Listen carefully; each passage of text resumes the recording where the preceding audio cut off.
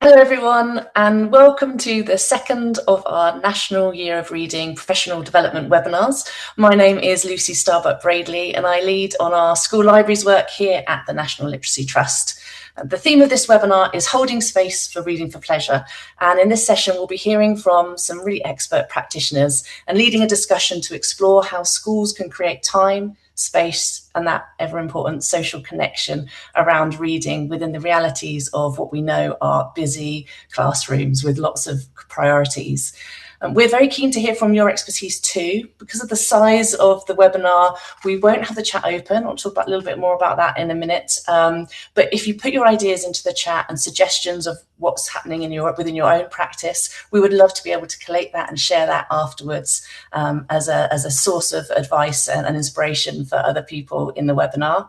And we're very keen as well to hear from you and your questions. The session will end with a panel discussion from our guests today. If you have questions for either of our speakers, or indeed for the National Literacy Trust team, you can submit them through the chat, and the National Literacy Trust team will compile those in a packed schedule. We may not be able to get to them within the webinar itself, but again, we'll provide a frequently asked questions document as a follow-up to this session. Before I introduce our guests, who I'm really excited about being able to share their thoughts with you today, I do have a few other housekeeping bits. As you'll notice, you won't be able to turn your cameras or your microphones on in this session, but you can access the team, as I've said, through the chat. We'll follow up with all of the information that you need after the session. And of course, so that we can reach as many people as possible, this session is being recorded and will be available to share with any colleagues who couldn't make it today, or if you want to check back in and refresh your memory on anything that's been discussed. So that will be available for you after the session today. Now, it's my great pleasure to introduce our first speaker, the brilliant Charlotte Hacking, who is going to share some thoughts on finding space and time for a more holistic development of learners and literacy within the curriculum. Many of you know Charlotte, I'm sure. She is a teaching engagement lead at the Helen Hamlin Centre for Pedagogy, as well as a teacher, education consultant and speaker. She's a co-creator of The Balancing Act and the Double Helix of Reading and Writing with Professor Dominic Wise. Not only that, she's a poetry editor with Otterbury Books, working on titles such as The Final Year and The First Year by Matt Goodfellow, illustrated by Joe Todd Stanton. I'm sure many of you are familiar with those titles. They're absolutely outstanding. Her specialist interests include early years education, early reading development, the teaching of writing, and the use of picture books and poetry to increase children's engagement and attainment. So much there. You may also be aware of Charlie's work in her former role as programme director at the Centre for Literacy in Primary Education. Charlotte, welcome. Really, really pleased to have you here. And we'd love to hear your thoughts. I won't take up any more of anyone else's time. Over to you. Thank you so much, Lucy. It's such a pleasure to be here and to join you today. And Lucy's given a fantastic background to my work, but I just want to say that being 2 feet in this really does highlight why this webinar today is very necessary. Not only do I work in research at the Helen Hamlin Centre for Pedagogy at UCL, not only do I work with the children's publishing industry in my role at Otterbury Books, but I am in the classroom. I'm part-time in school. I'm a research and curriculum lead, but I'm actually teaching year 2 as well. And I think making space for reading is one of the biggest challenges that we have at the minute, and something that Dominic Wise and I have been really looking at through our work on the Balancing Act, which is not just being picked up in England, but is being picked up internationally as well, as the race to fix reading rushes around not just the country, but the world. We do need a focus on this, and having that National Year of Reading is really sounding a foghorn. But I think my message for teachers, go all in, absolutely. But you guys just need to stay all in schools as well, because we are all in for reading all the time. And we need to think, if we're going to make space meaningfully in our curriculum, in our classrooms, something else needs to give, because we don't want reading, a national year of reading, to just be another thing that schools have to add on to an already packed agenda. And one of those things in that already packed agenda that is the most important thing, because if we get reading right, we get the rest of the curriculum right. But not only that, we do so much for children's social and emotional well-being as well. And that's what I'm going to be talking about today. What can we do in schools and what meaningfully works in schools? But actually, for it to meaningfully make a difference in schools at the long term, we need to think about where we are, how we've got here, and now what needs to happen beyond schools and actually beyond parents so that reading can actually meaningfully be enabled. And again, it's not just another thing to tip people over the edge or to bash people with. Um, you know, we want to consider the amount of special days, special weeks, special initiatives there are. There are so many just for reading. And actually, we need to think about what do we need to get from this National Year of Reading? How do we make reading for pleasure, reading that enables children to become those lifelong benefits with all of the social, emotional, academic benefits that brings into the classroom in meaningful ways? And we're always in the middle of a crisis. It's always a concern about literacy. We're always anxious about it. My journey into reading was a very different one to the rest of my family's, and I just want to touch on this before I quote the fantastic Margaret Meek here on being literate. My journey into reading, I was the last of four children born. I was born at the point where my dad would have said I'd moved from being working class to middle class. He got promoted at work, we moved to a new house, all of those things. And his ambition in life for his family was that one of his children would go to university. Now, I don't, my sister, my brothers don't remember books being in the home when they were little. I remember my dad buying children's books for me. And one of the things that was most meaningful that my dad did for me was to sign me up to the Puffin Club. And somewhere in a jewellery box at home, I still have my Puffin Club members badge. But I remember you used to get sent books in the post. I got The Very Hungry Caterpillar. I got Hilda's Restful Chair. I've still got these at home. And actually, I brought them into school last week because we're learning about the 1970s in history. And now I'm officially history. And my childhood reading is the history in our classrooms at the minute. But the book that hooked me the most out of my Puffin Club readers was Rosie's Walk by Margaret Meek. And that book led me, when I was studying to be a teacher, to Margaret Meek and how sensible Margaret Meek is about literacy, about how to engage children with reading. And I think we need to come back to some of the things that we know really well when we look at times of crisis. In 1992, she quoted this in her book on being literate, and I think we're in exactly the same thing now. We are in a public concern about literacy. Parents are anxious, schools are anxious, governments want value for money. We've got to think about this again in terms of where we are in a national year of reading, because actually, what we want to do is not become impatient about children's learning, demand quick fixes. We need to have talk about reading and writing, and we need to have talk about that progress to literacy that is going to enable that pleasurable reading to actually happen. How did we get here? Well, at the minute, most of the pressure in schools and where we're struggling to find the space for meaningful reading is become because there's been a considerable focus on phonics in the teaching of reading. Now, I'm going to hold my hands up now and say I am an absolute advocate of phonics. Phonics is an incredibly powerful tool. It needs to be taught well.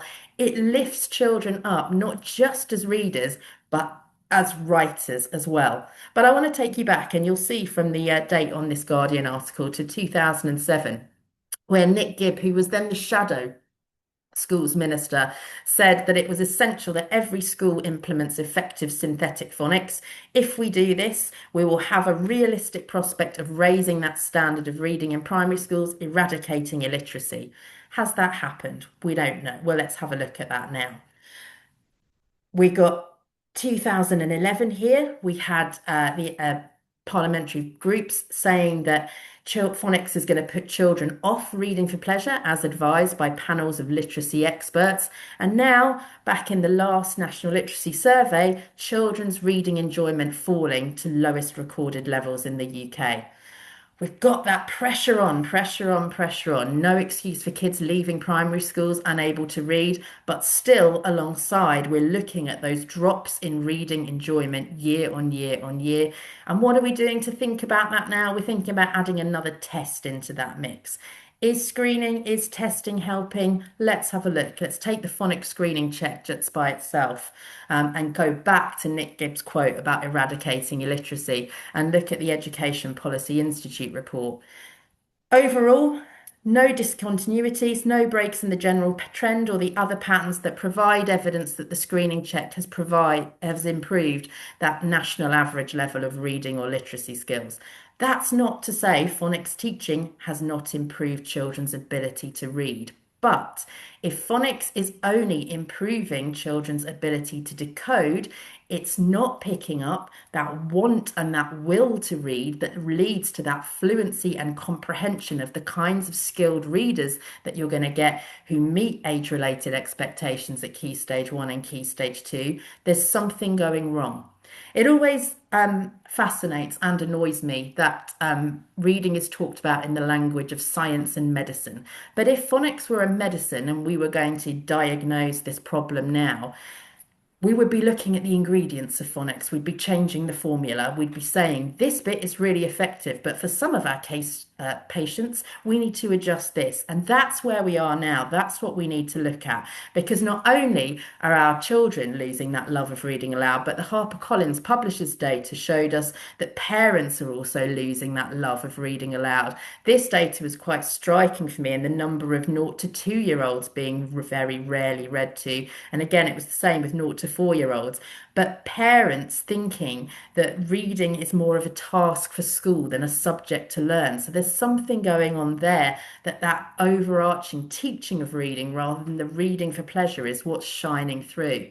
The other problem is that adults are reading less as well. And I know, particularly after COVID, I found it really hard to get back into reading. Minds were racing all over the place. Sitting down, spending time with a book felt like an unaffordable luxury when the pace of life was going here, there, and everywhere. And we find it very hard now to sit, to be able to take that time for reading without it feeling like we're wasting time. And particularly in a school environment, that can be a challenge as well. We also need to look at the mindset that's needed to actually sit and access and engage and have space with a book, and how that's different to a lot of the digital reading that children are accessing now. In 15 minutes, I haven't got time to explore this all very deeply, but I would completely recommend going to read Marianne Wolf's book, Reader Come Home, that looks at the differences between sustained reading and digital reading in ways, but also Professor Sam Wass's work here with Dr. Gemma Goldenberg, Take Action on Distraction, but what he's saying about the need for shared reading now, not just for children's academic achievement, but more so for the emotional regulation of our children as well.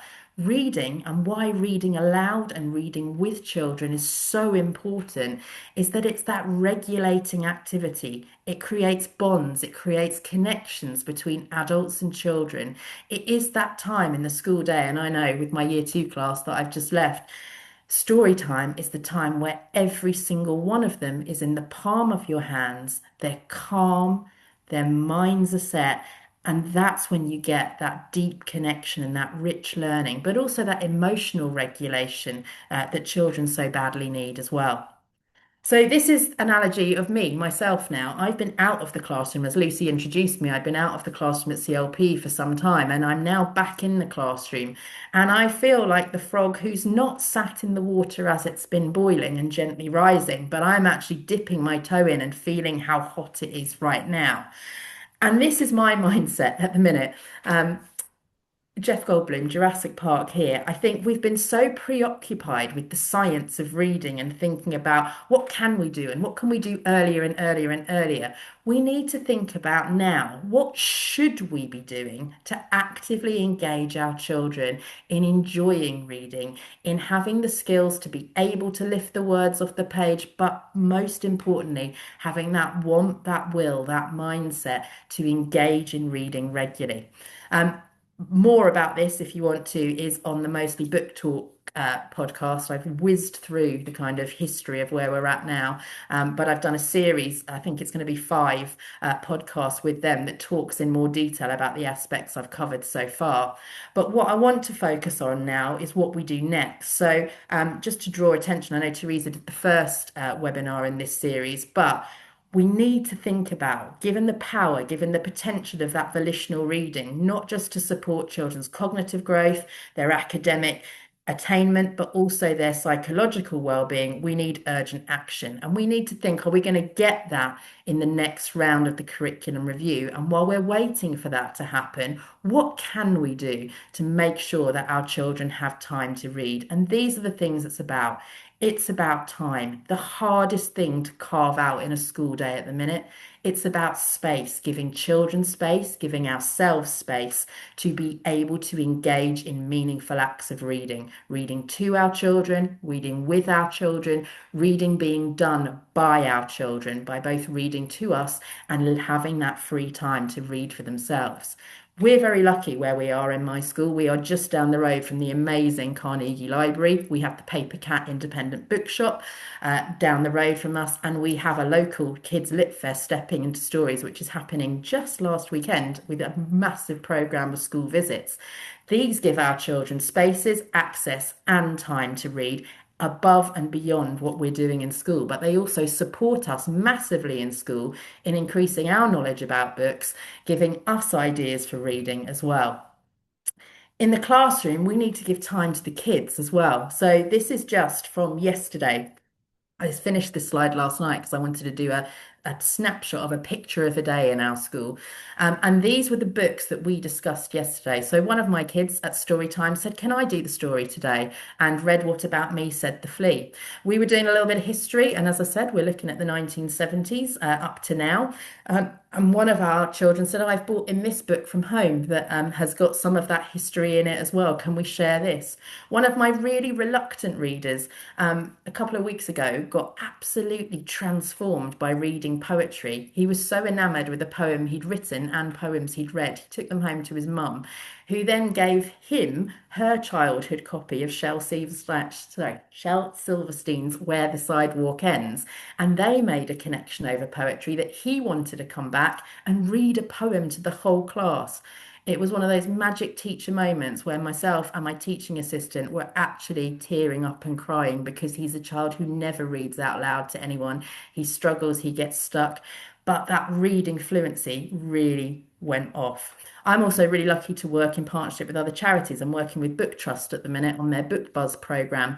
And I've been given a range of books to think about in terms of consideration for that programme. And I'm doing that with my kids. So we've got a little lending library at the minute, which is a mixture of those Book Buzz books and some books that I've got. But these are books that we're sharing together. We've got kids who are taking home Anisha Accidental Detective, just a range of books that help children to think, this is a book for me, I like it. Then what we do is we put a post-it note on the front and we talk about who am I going to pass it on to, who am I going to read it to next. That all involves carving out those 15 minutes a day, those 10 minutes a day for those book conversations to happen. It also is those conversations with parents as well. How are we sharing? These are the books we want you to read at home. With the homeschool readers, the decodable, the leveled readers, get your child to read that to you. That's practice. But when you're reading together, we want you to enjoy books together. And it also encourages them to see that link between reading and writing. These aren't my year twos, these were my year ones last year. But again, poetry was a thing that just absolutely transformed them. And whenever we read poems in class, then went on to write poems of their own. And actually, what they then loved to do was to publish them in the classroom and they'd read each other's writing. So again, they weren't just reading text, they were reading other people's writing as well. And I think those are the things that we really need to think about. Where can we carve out those times to make story time absolutely sacrosanct? Frank Cottrell Boyce, as Children's Laureate, has done a fantastic job on that. But if we can't carve out those 15 minutes a day to read a story aloud, to talk about it together, to recommend books together, we're on a losing footing. If we haven't got those times that children can actually go and visit the school library, the school book corner, to actively browse, choose, select connect and to have quiet time to read for themselves without any other agenda, we're losing that. And time is the biggest factor for us in schools. And that's the thing that we're pushing against with so many other pressures on us. So I think I'm going back to my initial message of needing to stay all in. You need to stay all in, hold firm, recommend books to each other, go seek advice from librarians, bookshops, everyone you've got around you, charities like the National Literacy Trust, the CLPE. But actually, we need to push forward now with what can be helped for us in schools to improve the situation. And that's what I'm hoping the government's new Reading for Pleasure inquiry is going to do, because something has to give in that new curriculum for us to be able to keep going with what we're doing in schools as well. There's lots more on this than the 15 minutes I've got here today, just as I round up. And you can read more about this in the latest article that I've written for Books for Keeps magazine. And I wanted to recommend Books for Keeps magazine to everyone here today, because it is one of my main sources of book recommendations, of reviews, of connections with authors, of thinking, oh, which authors am I going to get into school because they might work with our children. We've actually got Jarvis coming in next week as one of the after half term, week after half term, as one of the author connections with our children as well, which is so important. But do go and read the Books for Keeps article. There are 10 recommendations there that go further beyond the 15 minutes that I've got with here today. And with that, I think my 15 minutes are actually up, so I'm going to hand back to Lucy. Thanks so much, Charlotte. You managed to pack so much into that 15-minute window. I think for me, just having that opportunity to explore some of the historical context of how we've got here and then what that leads to in terms of what we can do about it was really, really important.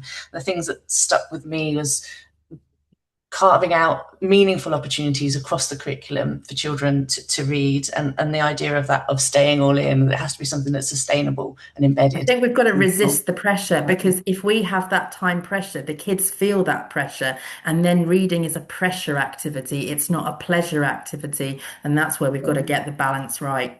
Yeah, completely agree. Thank you so much. You are going to be joining us again at the end of this webinar for our panel discussion. So we will dip back into that later on in our questions. So thank you so much. We're going to move on now to our next guest speaker, the absolutely inspirational Sonia Thompson. Sonia is the head teacher of St Matthew's C of E Primary School and director of St Matthew's Research School in Nechells, Birmingham.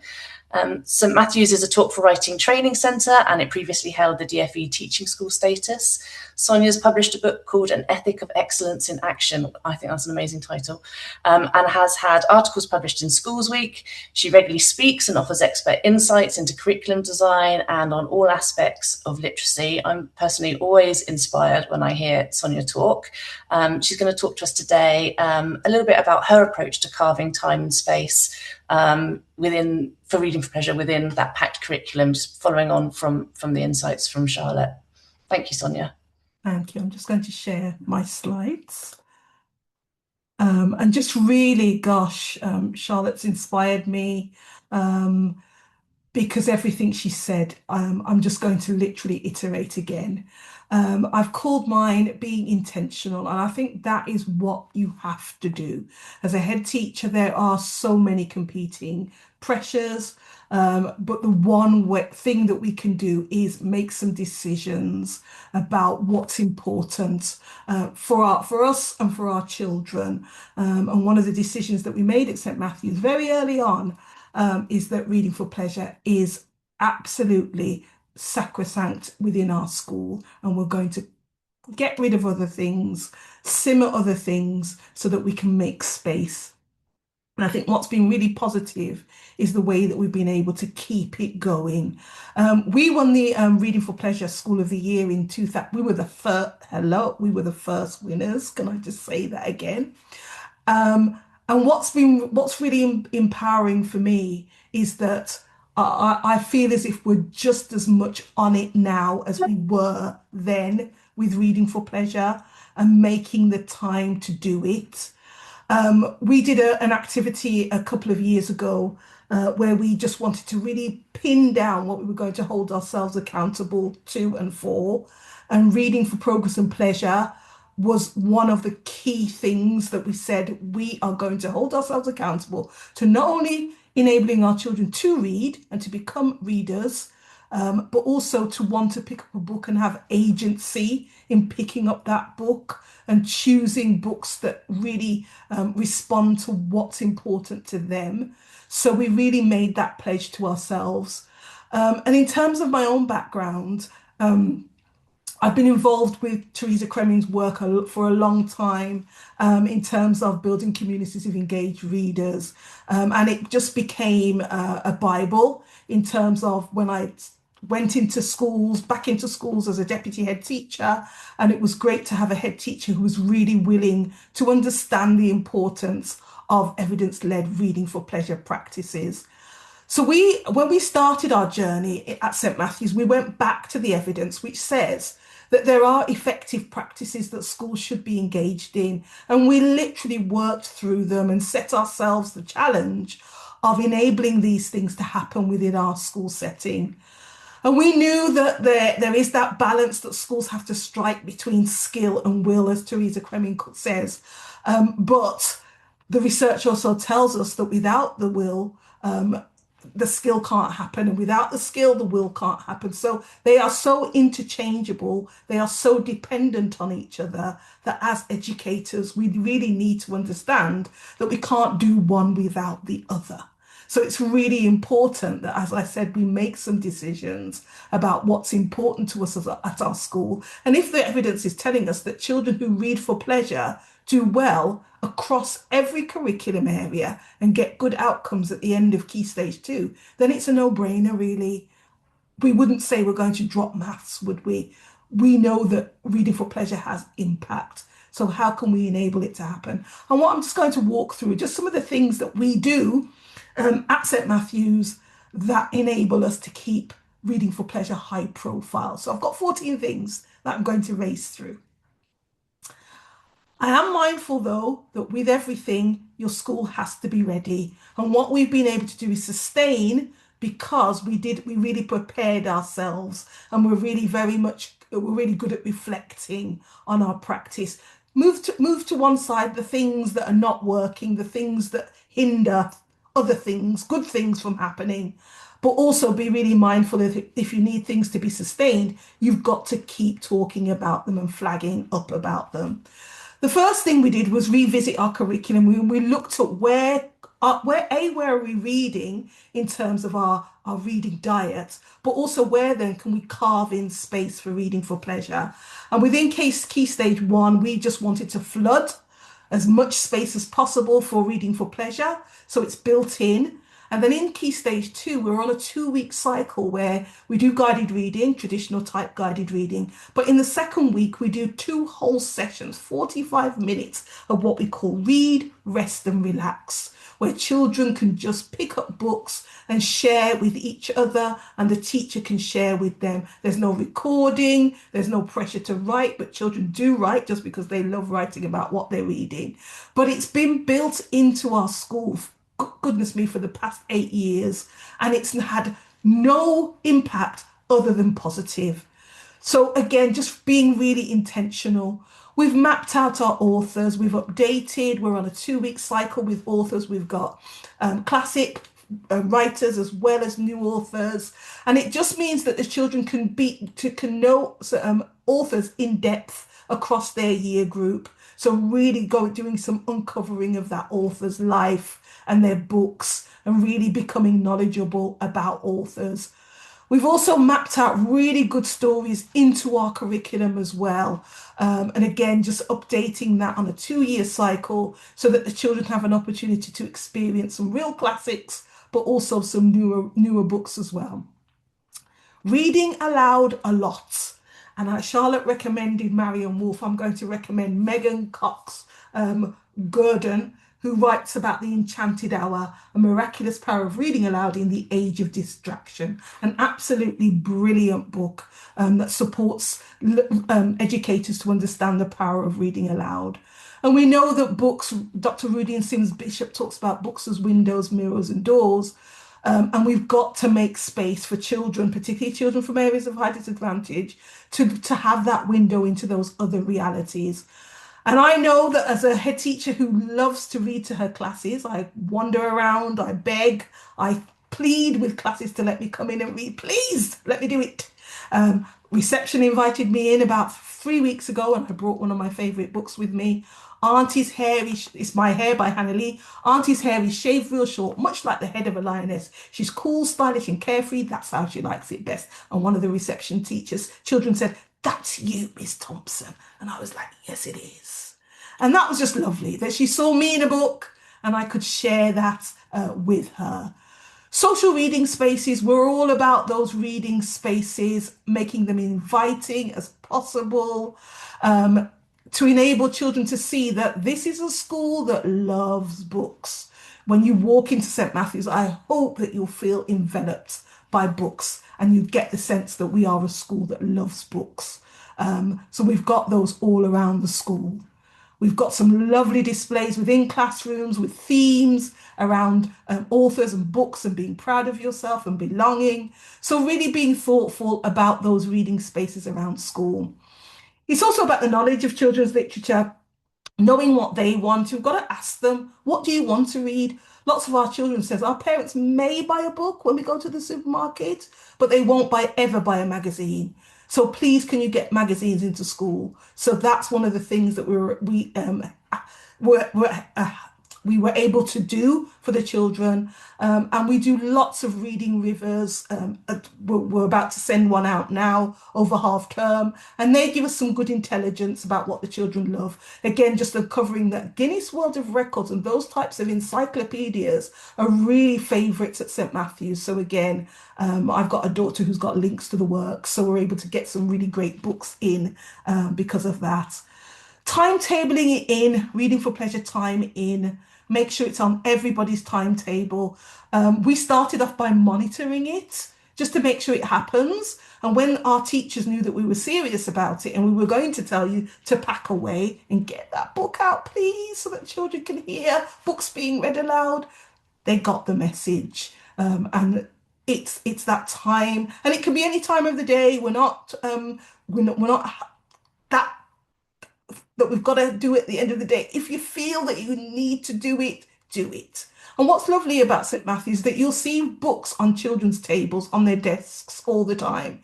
And we say to teachers, if there's a spare moment, they can pick up their book, they can start their book talk. So it's about being intentional, but also leaving that time just to be spontaneous as well. Make it social. Multiple copies of books have been a real game changer for us. It's the conversations, it's the discussions, it's the laughs, it's the sharing that children can do when there's more than one copy of a really great book. Get involved in book awards. We are readers for the Federation of Children's Books. It means that reception, year 1 and year 2, have books delivered.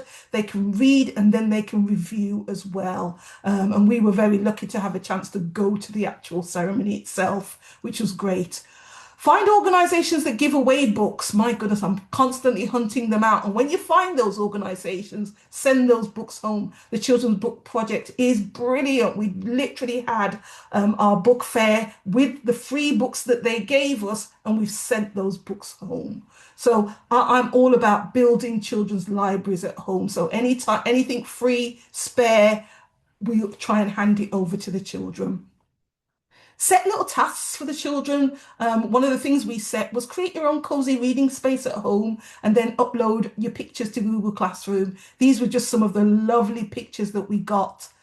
Have a look at that. Look at that reading den that these two set up at home. Beautiful. And it's those things that really engage parents as well.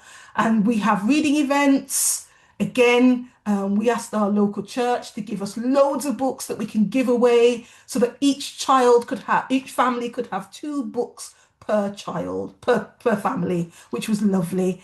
And then we take part in literature events, which give the children opportunities to read more. We took part in the Clipper Awards. We won the Clipper Awards, by the way, not only in 2021, but also in 2023. So if you're thinking of get involved on the years that we don't get involved, she says. Hopefully Charlotte is laughing there. And we also do the Poetry by Heart, and we've taken children to the Globe to watch the big ceremony. Just pull them into the world of beautiful books and beautiful reading aloud as much as possible. We do Empathy Day. I'm blessed to be an Empathy Lab judge. So again, we get some great books via that, but we do take part, and it's a really great opportunity for the school, again, just to carve out that time to really engage with the power of books in terms of those emotions, feelings, and conversations. Author visits. We've had some fantastic authors. Carl Nova, I don't know what it was about Carl Nova, and I'm not bigging him up against anybody else, but the parental engagement that he was able to get just with the way that he read his poetry aloud. I had parents coming up to me well after he'd gone to just say that was one of the best things you've ever done at this school. So we're just engaging with authors is just absolutely. We had Matt Goodfellow, brilliant. And can I say, when Katia Bailey came into school, look at me, I was a total fangirl. The girl there standing up in the library wouldn't leave the library. That was her favorite author, and she just wouldn't leave. We had to say, you've got to go now. She's got to have lunch. But it was just that level of engagement that authors can bring into school, and you can see the joy on the children's faces. It is amazing. And then just invest in those texts that tempt. Really look out for those great books. Charlotte mentioned Books for Keeps. That is one of our really go-to magazines that I share with staff at every staff meeting, just reminding them, I've sent it out to you. Have you had a peek? Are there any books, do you think? And I am the head teacher that says to governors, please do not ever cut my budget for buying books. I will leave this school if you do. No, I don't say that to them. But I do say, please do not ever, because there's more books. There's more books to buy. And use those great books across the curriculum. And then be a teacher and a leader that reads. We have displays that our teachers put up about their own reading. You can see Miss Pringles recommends, Miss Sizen recommends. This is our Year 6 teacher, 100 suggested books. This is our Year 3 teachers display. So it shows the children that we are readers as well. This is Miss Williams. And our teachers and TAs. And we've also taken part in long list judging, the teachers have. So any way of drawing teachers into this idea that reading is absolutely as important as any other subject within our school. And then being a head teacher who reads, I open my doors to children twice a week, Key Stage 1 and Key Stage 2 on 2 separate days, half an hour, and they can come and borrow books from my library. I've lost all of my best books, but that's the joy. They've gone into someone's hands, and I'm hoping that they're loving them as much as I love them. So that's really important. And I've got a chapter in Reading Teachers about the importance, the absolute importance of being a reading head teacher. And when I asked my children, what is it about me in terms of books? They said that she worked in a library, she reads all types of books, and she loves to buy books. I think that sums me up. And if anybody thinks that taking time to read for pleasure stops you from achieving, we've just had our letter congratulating us on our excellent outcomes for disadvantaged pupils, making us one of the best nationally. Reading for pleasure doesn't stop that. It enhances that. I put our success down to reading for pleasure. And when we do our surveys, what I loved about this one of our questions was, reading is cool. And one of the children said, not just true, extra true. Thank you so much. Wow, Sonia, thank you so much. That was just mind-blowing. So many different ideas there. And I love whenever I hear you talk about your school, it's just how I just want to be there, because it just seems so joyful in its approach to everything that you do with the children. So thank you. I know you're going to stay with us now, and Charlie's going to come back on screen, and hopefully we can unpick at some of the things that you've both been talking about in your presentations and just delve a little bit deeper into some of those. Charlotte, are you with us? You Yeah. are here. Brilliant. So obviously we've been exploring the importance of holding space in school for reading for pleasure, both in terms of physical space and learning environments. I wanted to start with curriculum. It strikes me that one of the sort of complexities of getting reading for pleasure right in school is that much of that sort of best practice is about organic, it's about in the moment interactions with children. Charlotte, you mentioned, a boy wanting to read a poem, and that wasn't something that was planned. That's something that sort of happened on the moment, and it's also built on personal book knowledge.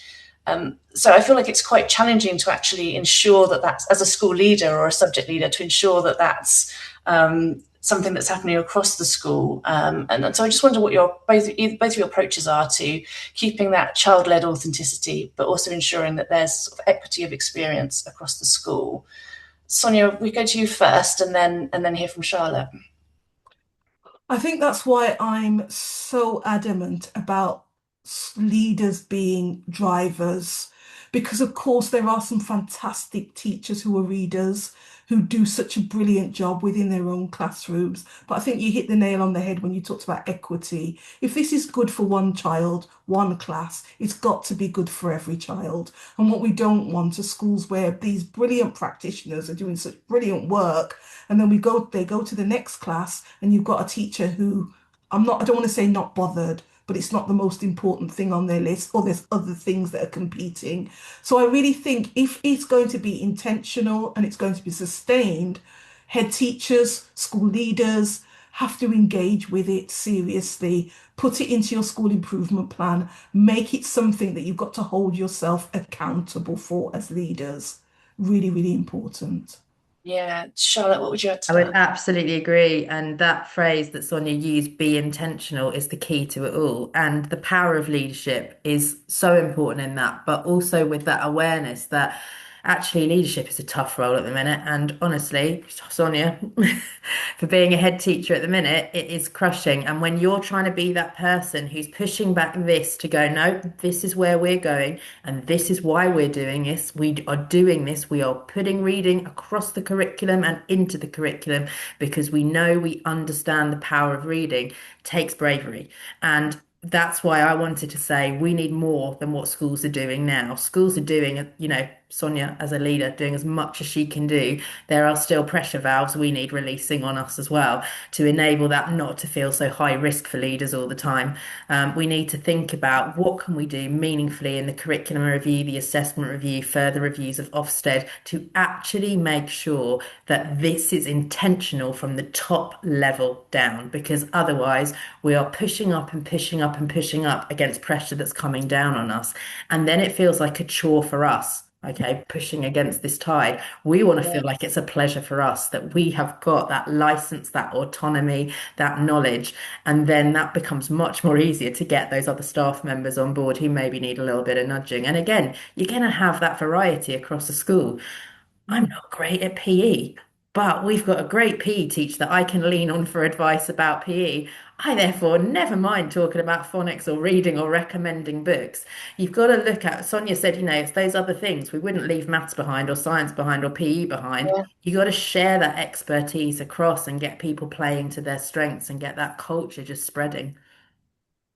Yeah, I completely agree. And one of the things that when we do teacher training on reading for pleasure in the libraries team, that actually so many teachers who come on our training day actually is a moment to reconnect with something that is really joyful, and it can be really affirming, and it can be a moment in which you can sort of almost take back control and take back the pleasure and joy of sharing a story and these things, and it's a moment because teachers love connecting with the children in their Mhm. class. That's a real motivator, isn't it? So once there is that time made for it, and without that pressure that you're talking about, I And think I you can think just. also hand in hand with it, Lucy, comes that understanding of how our youngest children learn as well. In that vital stage of learning to read, what do we need to do there? I'm really excited by hearing Daniel Kebede speak recently because he's really pushing on that agenda of can we have smaller classes in those 0 to 7 age groups? Can we look at the European average of 20 children there?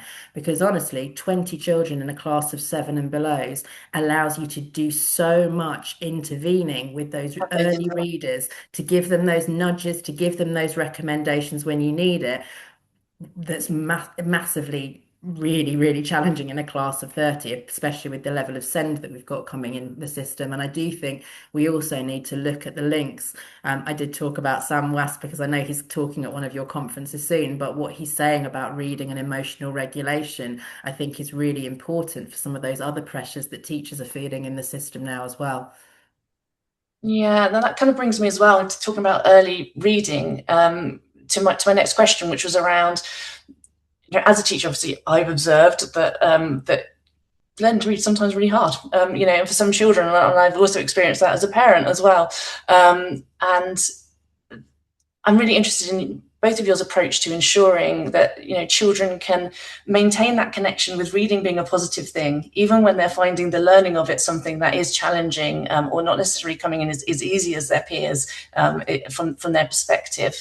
And in that sense, it's that almost tension between those two, the positive maintaining positive reading experiences whilst maintaining the practice of reading. So Charlotte, I don't know if you could speak to that. Yeah, I think you've sort of knocked it on the head, the nail there. And that's why the pleasure has to come first with our parents right from birth. And even I was reading to my now 21-year-old daughter when she was actually in my tummy.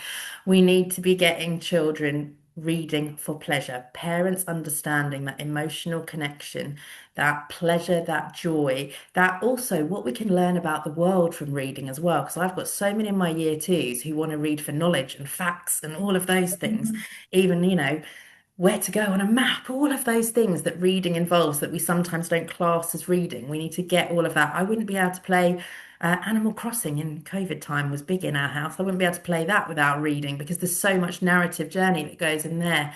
And if we don't get that purpose and that pleasure right from the foundations of reading, when it comes to that tricky bit of putting marks on the page and working out that those squiggles represent sounds and those sounds can be represented in different ways, we haven't got that motivation to keep us going. So it has to start with the child and the family themselves. That's why book gifting programs are so important. Things like book trust, book gifting services, please Wales, bring that back. The Dolly Parton Imagination Library. I often wonder if even half of the money that's gone into phonics over the past 14 years had gone into gifting books to children in the most need, would we have seen a discernible difference? I think we probably would, because that pleasure is what gives the children the motivation to carry on when it does get tough. And it does get tough. There are going to be kids who are going to struggle more than others. There are going to be kids who develop at different rates and at different times. There are going to be kids who, God forbid, actually say, I don't like reading. My 48-year-old partner was one of those kids and is still one of those kids. He can read, he doesn't like it. I'm never going to be able to force him to do it. But when I do find a book he wants to read, whoa, that's a great feeling. But we're going to just have to make sure that we've got that balance right, that they want to do it, that they can do it as much as we can. Yeah, Sonia, what would you add? I think you touched on a couple of things there, Charlotte. The idea that we can separate phonics from reading for pleasure just doesn't make sense to me.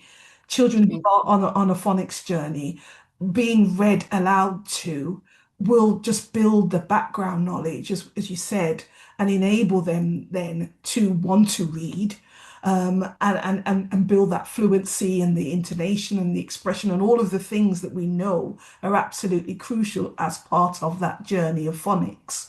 I absolutely 100% agree with you about book gifting. My goodness, if children in areas of high disadvantage could build their own libraries at home, that would be such an amazing thing to do. I'll never forget. We're quite not fortunate. We've got a high proportion of preschool meal children, so we get a relatively strong amount of funding.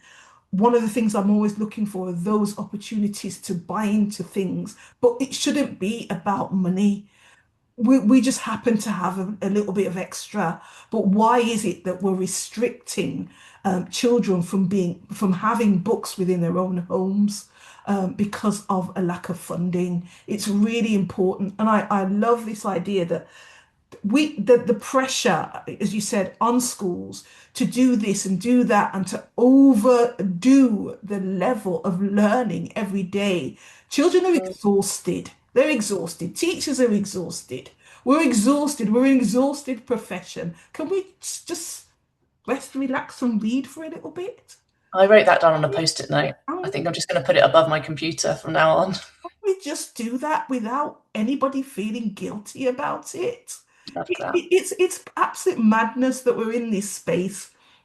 And I absolutely agree that if it was the government putting into place now some things that tell schools that this is what we expect. Reading for pleasure is what we expect. And we're even going to monitor it now. We're even going to make you do it. We're going to make you do it now.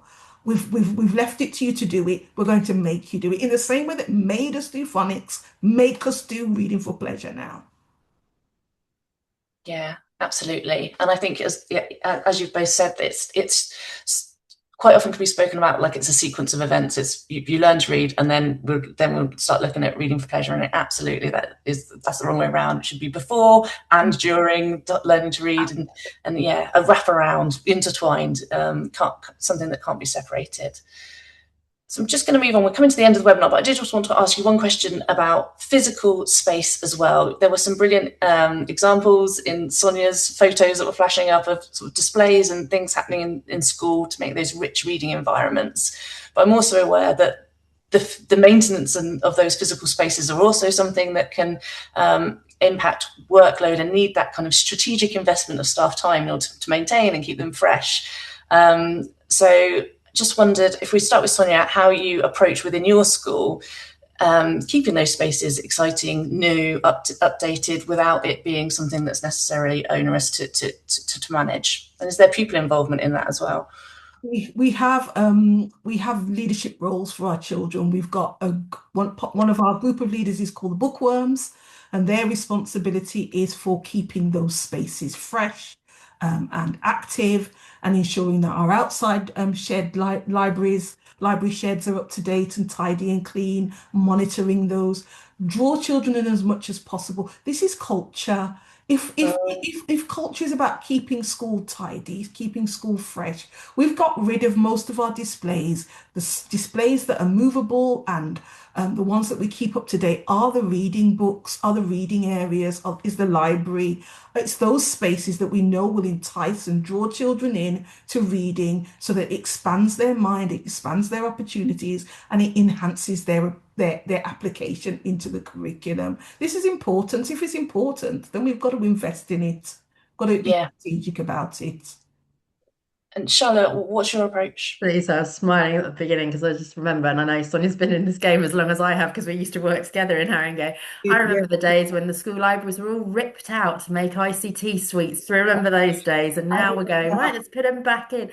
We've Yeah, got to stop seeing things as smash and grab and all of this. A library is central to a school, but only if you can maintain it properly. And yeah, again, if you look at where Sonia said, people are stretched this thin at the minute. If you haven't got that person, that people, that team to train up the children who are going to manage it, to order the new books, to weed out and check, there aren't unsuitable or outdated books that just shouldn't be going home, or tatty books. What else can we do? So let's have ground zero in every classroom, that well-maintained book corner that is really well kept by that class teacher who knows those children, who knows every single book that's there. For me, less is more. I'd rather have 25 books at a time that I know about rather than 100 books of like, oh, I haven't actually read that and I don't know who that matches with. Mm. Can we also make links with our local library services as well? School library services, they're all dwindling, but let's use them while we can.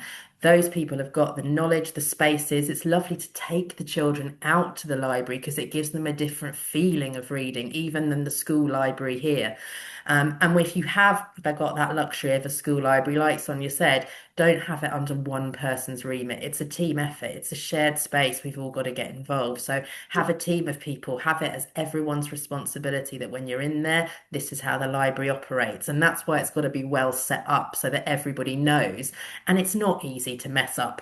You know, it's always going to be kids putting books back in the wrong place. You're never going to actually get over that fact, but make it as simple as possible.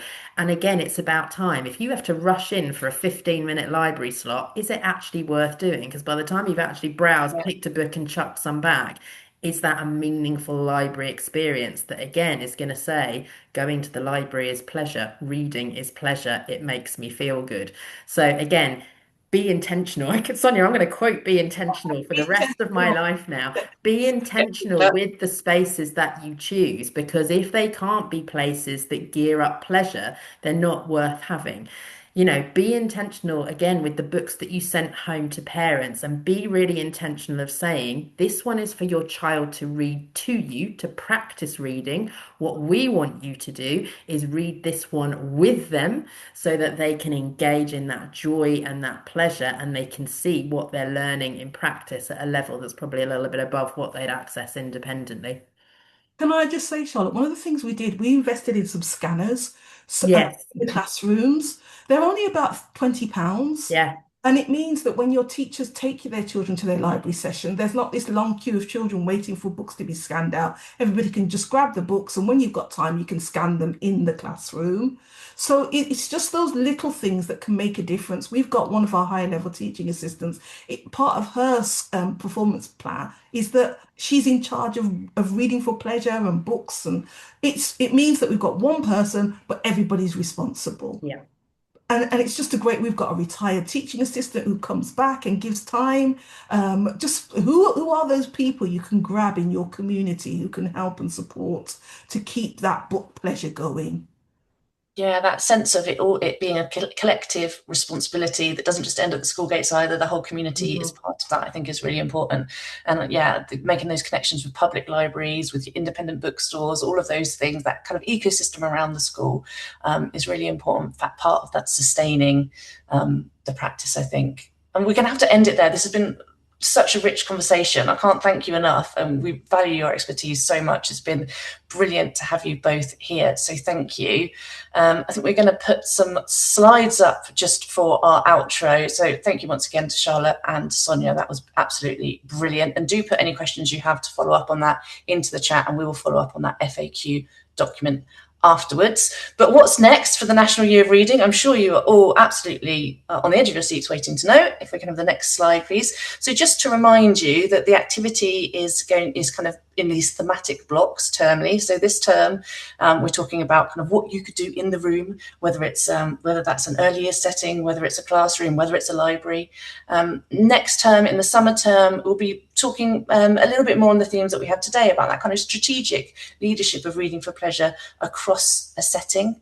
And then in the autumn term, as we've just touched on there, that importance of reaching out beyond the school gates, the community, and how we can really get parents and other organisations and key stakeholders in the community involved in supporting reading for pleasure. Next, we have a World Book Day quiz, the great big footy and bookie quiz, great for anyone that's sort of sporty to get involved in, interested in football or interested in books, great combination. On the 5th of March at 9:30 to 10:15, we've also got Teach Brief Live, which is for teachers, a really up-to-date briefing on the latest things happening in policy and research, keep yourself up to date without having to trawl through pages of teaching websites to get your information. That's a great thing to attend on the 10th of March. This one cannot be missed. Junior National Reading Champions Quiz. This is the first time, so we always run a Reading Champions Quiz. This is the first time the secondary schools and the primary schools are going to be split out, and primary schools have their own quiz. I cannot tell you how joyful this is. I'm cautious of saying it in front of Sonia because I know St Matthews will be straight in there and wanting to win that with their amazing reading culture that they have in their school. But yeah, a brilliant opportunity to get some really engaged pupils involved in a fun quiz.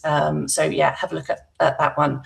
And just to remind you, you can follow a curriculum throughout this year of professional development. If you sign up using that QR code, you can have access to our specially developed learning platform that puts all of these different opportunities for professional development into one place for you, tracks your progress through them, and you can always also get some sort of participation and recognition for the work that you've done on your reading culture development this year. So that's a great place to find everything all in one place. You can download our resources that we've launched already, our starter kits, reflection guides, which are phase specific to start you reflecting on what your current practice is in reading for pleasure. There's also a pack of all of the kind of go all in branding, so you can create your own newsletters, whatever you want in school, using the logo and the National Year of Reading brand assets, and lots more on that QR code there. So do check that out. And now we are just about to wrap up. Thank you so much, everyone, for attending. Summary of those things that I've just whipped through there for you to access. But thank you once again. And if any colleagues have missed this, the recording will be up there for them to access. Thanks to all our speakers and to everyone who's attended today.